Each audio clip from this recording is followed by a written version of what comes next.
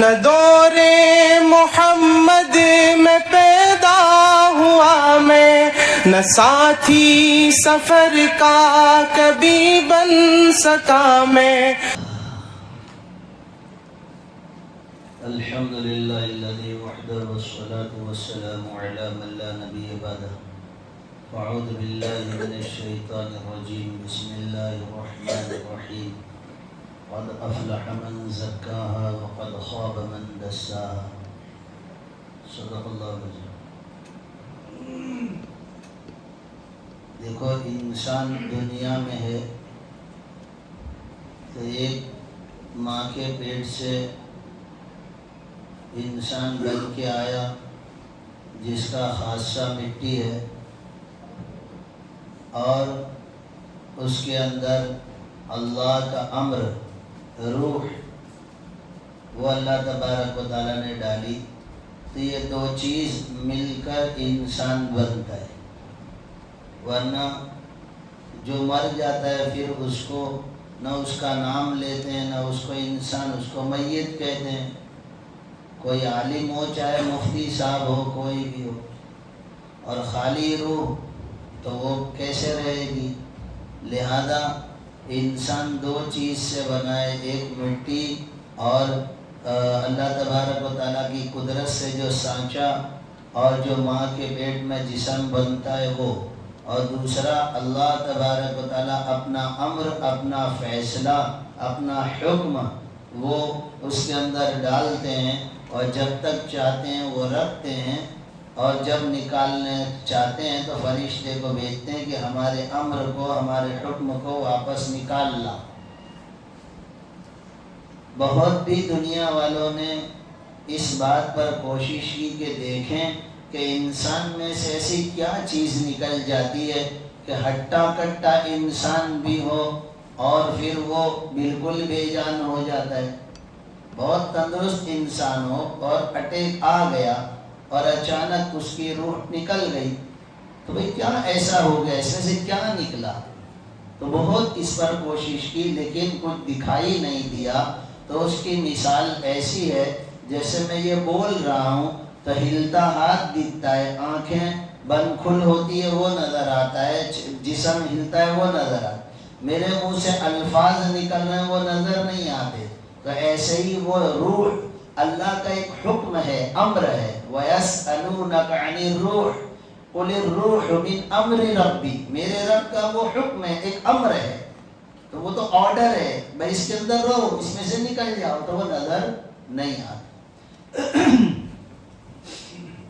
لیکن دونوں کو بنانے کی ضرورت ہے یہ دنیا کے اندر، اور اللہ تبارک و تعالیٰ نے قرآن کریم میں اس کی تاکید فرمائی۔ جیسے تیسے اس دنیا سے جی کر مر جانا نہیں ہے، یہاں پر اللہ تبارک و تعالیٰ نے کچھ کرنے کے لیے بھیجا ہے۔ جیسے کہ کوئی آدمی کو یوں کہا جاتا ہے یا گھر والوں کو یوں کہتے ہیں کہ فلاں جگہ بہت بڑی جگہ جانا ہے، تو وہ تیاری کرتے ہیں، اچھے کپڑے، نہانا ہے نا، بلکہ بعض مواقع میں تو صابن بھی الگ ہوتے ہیں، ہے نا۔ ہم کو یاد ہے بچپن میں کہ جب عید کا دن آتا تھا تو خوشبودار صابن عید کے دن نہانے کے لیے دیا جاتا تھا۔ روزانہ تو کوئی اور صابن ہوتا تھا لیکن عید کے دن خوشبودار صابن آتا تھا، ہے نا۔ تو یہ ایک تیاری ہوتی ہے، تو اس میں آدمی سب قسم کی تیاری کرتا ہے، نہانے سے لگا کر، اور جب اس طرح سے تو تھوڑی دیر زیادہ نہاتا ہے وہ، ہے نا، اچھا 2-3 مرتبہ صابن لگاتا ہے، تیاری کر رہا ہے، اور جتنی اونچی جگہ جانے کا تصور ہوتا ہے اس کے اعتبار سے کپڑے کا سلیکشن اور تمام چیزیں، اس میں ابھی میں وقت نہیں ڈالتا، لیکن تیاری ویسی کرتا ہے۔ تو اللہ پاک نے دنیا میں اس لیے بھیجا ہے کہ جنت میں آنا ہے، تم کو جنت میں آنا ہے نا، تب اس کے لیے تیاری کیسی کرنی پڑے گی، ہے نا۔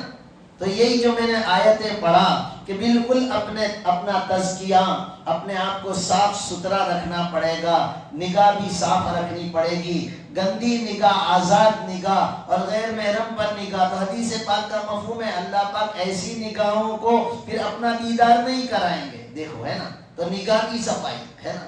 کان، جو کان دنیا کے اندر میوزک سے اپنے آپ کو نہیں بچائیں گے، اللہ پاک جنت کی میوزک اس کو نہیں سنائیں گے. جو لوگ سونے چاندی کے زیور پہنیں گے دنیا میں، اللہ پاک جنت میں ان کو سونے چاندی کے زیور نہیں پہنائیں گے. جو لوگ کپڑے دنیا کے اندر ریشم پہنیں گے، اللہ پاک اس کو جنت کے ریشم سے محروم کریں گے. یہ دیکھو ہے نا، یہ یہاں پر دنیا میں تیاری کے لیے بھیجا کہ جنت والا بن کے آؤ. تو ظاہری اعمال بھی دیے ہیں اور باطنی اعمال بھی ہیں. اپنے باطن کو بھی صاف ستھرا کرنا ہے، اس کا تزکیہ کرنا ہے، اس کو مانجنا ہے، اس کو دھونا ہے، کلیئر کرنا ہے اس کو. اور ظاہر بھی اعمال کے ذریعے سے چمکانا ہے نا. صحابہ کی عبادتوں کا، نمازوں کا، سجدوں کا تذکرہ اللہ پاک قرآن کریم میں فرما رہے ہیں سیماہم فی وجوہہم من اثر السجود، ہے نا. ان کے چہروں کے پر، ان کی پیشانیوں کے اوپر سمجھنا سجدوں کے اعتبار سے ان کے چہروں پر چمک دمک رونق ہے نا. تو اپنے آپ کو صاف ستھرا کرنے کے لیے اللہ پاک نے دنیا میں بھیجا، پھر مواقع دیے ہے نا. شب برات بھی اللہ پاک نے ہے نا چلی گئی، روزہ کا دن بڑا دن بھی دیا.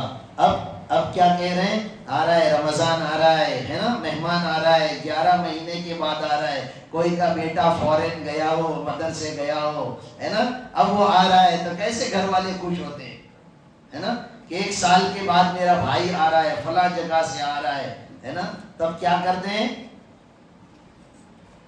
ڈنر سیٹ ڈھونڈتے ہیں، چادریں بدلتے ہیں، پردے بدلتے ہیں ہے نا. تو یہاں تیاری شروع ہوئی ہے. اور یوں کہا کہ بھائی یہ رات جو یہ شب برات گزری کہ اس کی دعا قبول نہیں ہوگی. جو دل میں کینہ رکھے گا، دل کو گندا کیا ہوا ہے، گندے دل کے اندر ہم نہیں ڈالیں گے. ارے گندے برتن میں تو اچھی چیز کوئی نہیں ڈالتا، اور اگر ڈالے بھی تو وہ چیز بھی خراب ہو جاتی ہے. گندے برتن میں اچھی چیز ڈالو تو وہ بھی خراب ہو جاتی ہے نا. تو رمضان کے 15 دن پہلے سے دلوں کی صفائی کو کہہ رہے ہیں. قبرستان جا کے آ کے تیری آخرت، تیری قبر کو اور مرنے کے بعد کی زندگی کو سوچ ہے نا. پریکٹیکل بتا رہے ہیں ہے نا. روزہ کی مشق کرا رہے ہیں، روزہ رکھو.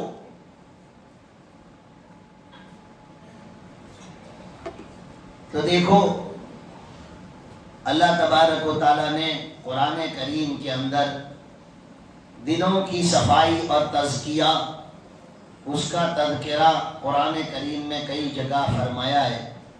لیکن میں نے جو آیت پڑھا اس میں تو اللہ تبارک و تعالیٰ نے اس کی اہمیت اور عظمت کو اتنا بتایا.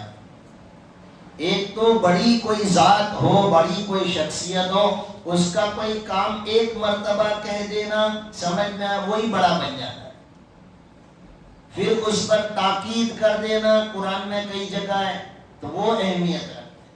پھر وہ قسم کھا کر کہے تو اور اہمیت رکھتا ہے. لیکن یہاں پر اللہ تبارک و تعالیٰ نے 7 قسمیں کھائی، 7 قسمیں کھائی. اس کے بعد فرما رہے ہیں فَأَلْهَمَهَا فُجُورَهَا وَتَقْوَاهَا قَدْ أَفْلَحَ مَنْ زَكَّاهَا وَقَدْ خَابَ مَنْ دَسَّاهَا. یہ 7 قسمیں اللہ پاک نے کھائی. سورج کی، چاند کی، آسمان کی، زمین کی، انسان کی، رات کی، دن کی، یہ 7 قسمیں کھانے کے بعد اللہ پاک فرما رہے ہیں اب یہ کتنا ضروری ہوگا. اور پھر فرما رہے ہیں جس نے تزکیہ کیا وہ کامیاب ہو گیا، فلاح کو پا گیا، اور جس نے نہیں کیا وہ نقصان اٹھائے گا ہے نا. لہذا دیکھو بھائی، ابھی آج جو بات کرنی ہے وہ یہی ہے کہ ہم کو شب برات میں بھی کہا گیا دل سے کینہ کپٹ کو صاف کرو، ماں باپ کی نافرمانی کرتے ہو تو اس کو ختم کرو، شراب اور کوئی بڑے گناہ کرتے ہو تو دیکھو اس سے توبہ کرو ہے نا. تو یہ چیزیں کیا یہ صفائی شروع ہو گئی ہے نا. یہ دل پیالے کی طرح شنکو آکار کا دل ہے. تو یہ برتن ہے، اس کے اندر اللہ کی معرفت آتی ہے، اس میں اللہ تبارک و تعالیٰ کی محبت آتی ہے، سمجھنا اس میں ایمان بستا ہے. ارے یہ صندوق ہے، یہ ایمان کی الماری ہے، کبرڈ ہے، کباڑ ہے یہ ایمان کا. اس میں ایمان رہتا ہے. جہاں پر کپڑے سونے چاندی رہتے ہیں وہاں پر پوتے اور کپڑے اور صفائی کے کپڑے اور چندی وہاں پر نہیں رکھتے ہیں، ہے نا. اور بھول سے کبھی کسی نے رکھ دیا تو چلا پکار ہو جاتی ہے، ارے یہ یہاں پر صندوق میں الماری نے کس نے یہ کپڑا رکھ دیا. رکھنے والا کوئی نادان ہی ہوگا، سمجھدار تو رکھے گا ہی نہیں. اب ہم اپنے دلوں کی فکر کریں، ہم کتنے سمجھدار ہیں. ارے دنیا کے اندر جس کے بھی سر پر ہاتھ رکھو سب میں کمی ہے، سب میں کوتاہی ہے، سب میں برائی ہے، سب کے اندر کچھ نہ کچھ کمی کوتاہی موجود ہے. آنکھ بند کر کے میرے سر پہ تمہارے سر پہ جس کے سر پہ ہاتھ رکھو ہم سب میں کمی کوتاہی نقائص ہیں. لیکن اللہ کی طرف سے تعلیم جو دی جا رہی ہے، سکھایا جو جا رہا ہے کہ ساری دنیا بری ہے برابر ہے، تو اپنے دل میں کسی کی برائی مت بھر. تیرے دل میں تو برائی کیوں بھرتا ہے؟ کوئی چیز بری ہے اس کی ذات سے بری ہے، پاخانہ برا ہے اس کی ذات سے برا ہے، محلے میں گٹر کا پانی بہتا ہے وہ ناپاک ہے، اپنے آپ کو اس سے بچاتے ہیں، اس کی برائیاں دل میں بھر کر اس کے تذکرے تھوڑی کرتے ہیں. کوئی تذکرہ کرنے بیٹھتا ہے بلکہ تذکرہ یوں کرتے ہیں، بھائی یار یہ مسجد کے پاس ہے، بھائی یہ بدبو آتی اس کی صفائی کرو یار، یہ ہٹنا چاہیے، یہ نہیں ہونا چاہیے، اس کے ہٹانے کا تذکرہ کرتے ہیں. ہم تو لوگوں کی کسی کی اصلاح کی فکر نہ کر کے عام لوگوں کی برائیاں کر کے اپنے اوقات کو برباد کرتے ہیں، وقت کو پاس کرتے ہیں. اور شعبان تو ٹھیک ہے، رمضان آ رہا ہے وہی عادتیں پڑی ہوئی ہے، رمضان میں بھی پھر وہی کام کرتے ہیں.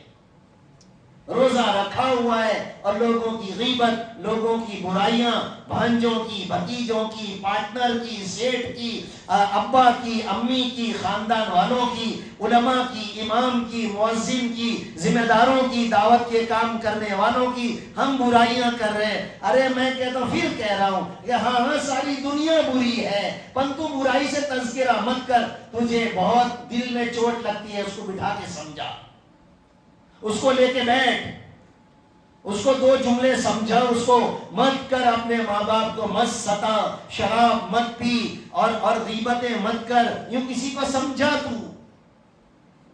لیکن اس کی برائی کرنے سے کیا مانا؟ بہت بدبو آ رہی ہے، بہت گندا پانی بہ رہا ہے، کیا فائدہ ہوا اس سے؟ کسی کو کیا فائدہ ہو گیا، کیا صفائی ہو گئی؟ لہذا دیکھو رمضان کے آنے سے پہلے اپنے دلوں کی صفائی، اور پھر رمضان جب آئے گا تو اللہ تبارک و تعالی روزوں کی تراویح کی برکت سے اللہ تبارک و تعالی تقوی رکھیں گے. تقوی کے رہنے کی جگہ کہاں ہے؟ وہ دل میں رہتا ہے. لعلکم تتقون، اللہ پر تقوی کی دولت و انعام رکھیں گے. تو گندے دل میں تقوی رکھیں گے، تیرا تقوی بھی خراب ہو جائے گا، چند دن میں واپس نکل جائے گا. رمضان گیا واپس تیرے اعمال سب چلے جائیں گے. اس لیے کہ پھٹی ہوئی ڈول، پھٹا ہوا برتن لے کے گیا تھا، اس میں کسی نے کچھ رکھا بھی تو نکل گیا، سب رہے گا نہیں. تو بھائیو موقع ہے ابھی، اپنے دلوں کی صفائی کرے. کوئی فائدہ نہیں کسی کی برائی کرنے سے، کوئی فائدہ نہیں ہے. کیوں اپنے دلوں کے اندر ہم لوگوں کی برائی کریں؟ ارے اپنی بیوی کی برائی لے کے پھر رہا ہے، اپنی بیوی کی برائی. ارے بیوی کی برائی تیرے دل میں کیوں رکھتا ہے؟ تیری بیوی ہے، سمجھا لے، سمجھنا، اس کو پچکار لے اور کسی بھی طرح اس کو اعمال پہ لے آ، اس کی اصلاح کر لے. لیکن بیوی کی برائی بھر کے پھرنے کی کیا ضرورت؟ کیا تو نے الماری اسی لیے خریدا تھا کہ گندے اور پوتے کے کپڑے تو اس میں رکھے گا؟ تیرے پاس اچھے کپڑے نہیں ہیں اندر رکھنے کے لیے؟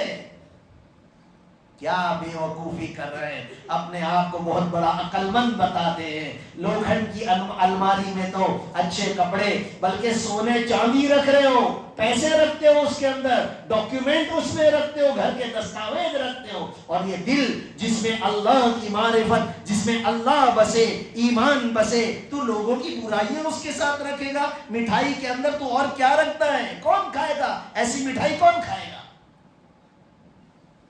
تھوڑا سا دیکھو. اور یہ اصلاح کی اس میں ضرورت ہے. توبہ سے، نماز سے اور ذکر سے. یہ بالکل شارٹ کر کے میں نے بتا دیا. یہ 3 کام ہیں اور تینوں میں فلاح اللہ پاک نے کہی ہے. وہ نماز کے لیے بلایا جا رہا ہے اذان، اس میں فلاح کہا جا رہا ہے. فلاح جس میں خیر ہے، کامیابی ہے، درجات کی بلندی ہے، اور ایسی کامیابی جس کے بعد ناکامی نہیں، ایسی برکت جس کے بعد بے برکتی نہیں، ایسی اس میں ترقی جس سے پھر ڈیموشن نہیں. لہذا یہ 3 اعمال سے آئیں گے. اور دیکھو نا اسی لیے رمضان میں نمازیں بڑھ گئی 20 رکعت اور تراویح کی، ہے نا. اور جو نفل پڑھے تو فرائض کے برابر ثواب، اور اس کی طرف رغبت دلائی جا رہی ہے کہ اور نفل پڑھنا، اشراق، چاشت، اوابین، تہجد اور مزید اور بھی نوافل پڑھنا، سنت قبلیہ بعدیہ برابر پڑھنا، ہے نا. 17 رکعت فرض، 3 رکعت وتر کی، ہے نا. 12 رکعت غیر موقدہ، 12 رکعت مؤکدہ تاکید والی، اور 16 رکعت غیر موقدہ. یوں ملا کے 48 رکعتیں ایک دن کی، 5 نماز کی 48 رکعتیں، ہے نا.